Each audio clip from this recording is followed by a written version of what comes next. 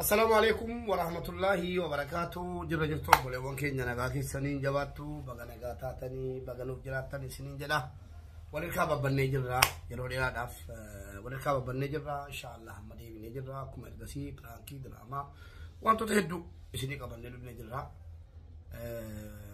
حتو مالي واني كايرو إجبت كيسا لدي ماجر كوني نبتين تولي والله وان باينا ما قد يسيسو وانا كان ما يديسو دا دبچوت اللي وانا مسال فچيسو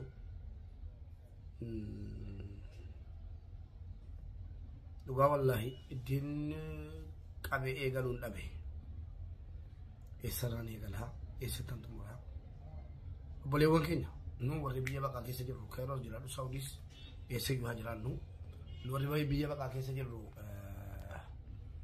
كاتشن وليتي جني ولين جراتار كاتشنا وليتي يوركني ركو كينيا ولين يوغدينس غد كينيا ولين يوغمنس غمچو كينيا ولين وركو دتا حدا غيدا غرو نموني بدان توتكو ايسيو جرو بيا كمين كيسيو جرو سبا كمين كيسيو جرو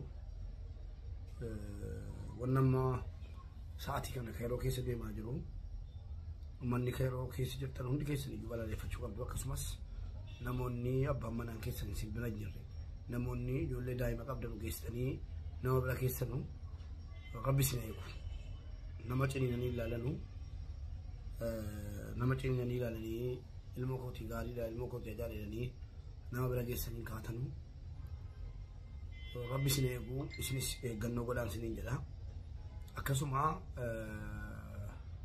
مجا بلتي كينيا لكون تلاوتامي حاجته يلا سنين شو الأخيالها والنجكنا خير وجبت كسبته أكون بيكمو نموني هجي قبنو إلمان قبنو إلمان جرا نما بركاني ورا إلمو قدسو بيكمو ورا إلمو نما إيكو بركاتني أمانة يشودا بركاتني دلقا ديماني دلقا ديبياني إلمو جرا فتني ما تقولون وانو بيكمله warreen immoo hojii hin dandeenye warreen xiqqoo dhukkuba adda addaa dhibee adda addaa qabanu akkasumas namoonni maanguddoonni dadhabaan waan akkasiitiin bulu walumarraa hojjetan jechuudha.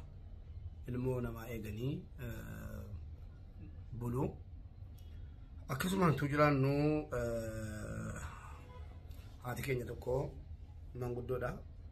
Ilmoo namaa ofitti qabdee guddisuudhaan ilmoo namaa amma namni dalagaa dhaqee ganama hojii dhaqee كالجلد يبير كابرة تتي يعني وانا بيتشون لك علمو بركاته وجدته أرجعته رفيني جرات جرافيس جرينا جرا علمو جيسي بركاته لك وجدته في جرينا والبركاته ميديا مكاسيتي كجراته وبلتي كين يدكو هرياسي توجين إسيني مجاو غافري ريانسي مجاو غاتكو وكسمس نموني بروس جيسني چكاتني هذا كين جانا بركاتني دلقا ديماني دلقتني وانو نجرا فرقتني ديبياني يصير عشاني بالله ما لك الراقودني الموجرا فرجل عم بيكم وسوق كانت تجرامو أكجراته هاتكين لكم مناهمي جارسك أبو جارساني نمو قاشن تماتي نمو قاشن تما كانت تي المونا ما كان عاقسيتيجي نلقو بيكي مركب رد ديماني منا باني يلوسا منا باني كجرا قال منا تديبيانو wanni mana keessatti uumamee jiru waan badaadha. Innis jaarsi isaanii nama guddaa nama waggaa 50 jechuun nama laafaa miti. Jaarsi isaanii nama waggaa 50 ilmoo sabii daa'ima kana gudeeduudhaan mucaa waggaa 4 jechuudha. Amantaan isaa barbaachisu wallahi gudeeduudhaan rakkoo irraan gahee sana booda ani ragaa kana hundayyuu haga ijaan arguuti maaliifi biran turre malee odeeffannoo kana dhibbaan dhibbatan beeka jechuudha. Odeeffannoo namni callume miidiyaadhaan fayyadamu kii olii gadi ittiin fiigutu hin taane odeeffannoodhuma qabatama. Sana booda mucaa daa'ima kana haati manatti fudhattee galtee yeroo isiin ilaaltu mucaanii akkasii baabaan maanguddoon akkasitti ijoollee keessa na waamanii kilaasii isaanii na galfatanii ciisinaan jedhanii uffata itti baasanii paantiin itti baasanii akkasitti itti fayyadaman jettee haadhatti mattee mucaa daa'imni kun jechuudha. Sana booda haati rifattee gara mana yaalaa yeroo geessitu mana yaalaatti ragaan qabatamaan akka mucaan kun gudee deemtee yaalitti taphatamee qaamni dhiiraa tuqee jiruu fi akka dhangala'aan dhiiraa irra jiru mirkaneessanii warri mana yaalaa waraqaadhaan mirkaneeffatamee jira. Kan caalaa kun iyyuu wallaahi dhiifama naa godhaati waan namatti dubbatamu miti. Waan baay'ee nama gaddisiisu akkasiin of eeggattamtu kun madaa zalaalamaati. Kun godaannisa seenaati. Bakkuma jirtanitti rabbi isin eegu ilmoo keessan eeggadhaa diina malee kun antalaa miti. Warri Kaayiroo Ijipti keessa jirtanu waan kana dhibbatti balaaleffachuu qabdu. Wanni kun seeratti kan dhiyaatu hundi keenya iyyuu qooda keenya haadha kana bira dhaabannee haati kunni nama fira qabdu miti jaarsillee waan nageenya qaban natti fakkaatu biyya kana keessa deemee Liibiyaa jira. Ishii kophaa as keessatti olii gadi xaarrattee olii gadi fiiddee ilmoo guddifataa jirti. Kun roorroodha. Roorroo dubartii kana irra ga'e kana tokkotaadhaan gandaa waliin qoodin hundi keenya iyyuu dura dhaabbannee nama kana seeratti akka inni dhiyaatu gochuu irratti dirqama qabna jechuudha. Cubbuudha bor ilmoodha kun waa'ee ilmooti. Obboleettii koo ituu ilmoo kee taate akkami? Obboleessa koo utuu ilmoo kee taate akkami? Kanarra dhaabannee waa murteessina.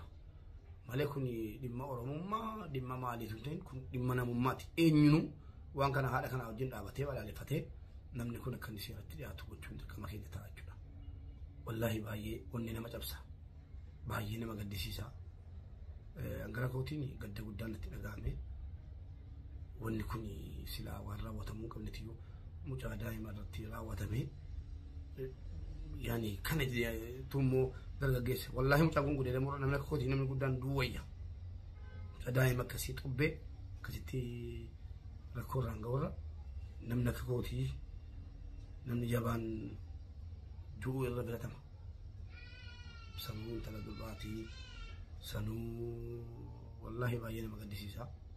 Kanaaf warra Kaayiroo Ijipti jirtan hundi keessaniyyuu akkuma odeeffannoo kana dhageessaniin haadha kana bira waan dandeenyeen dhaabannee gara xabaqaatiin yaani gara hundaan bira dhaabannee waan godhamuu qabu gochuu qabnaa. Inni lammaffaan immoo haati kun waan isin gaddisiisu nama faayilkilojiidha. Dhimma UN'tti wal qabatee faayilii nama hin qabnedha. Nama biyya kana keessaa UN faayilkiloji godheedha. Kanarrattis namni kun tarii waan kana quba qabaadhaa fi yeroo kana irratti raawwatees nama jechisiisa. Kanaaf obboleewwan keenya hundi keenya iyyuu waan dandeenyeen haadha kana dhannee jajjabeessinee akkasiin gara seeraatiin tarkaanfii irratti fudhattu. Jajjabeessinee bira dhaabannee jabeessuu qabnan dhaamsa kootii galatoomaa alfaadhaa. Odeeffannoo dabalataatiif immoo inshaallah maatii qabadhee isinii dhufa.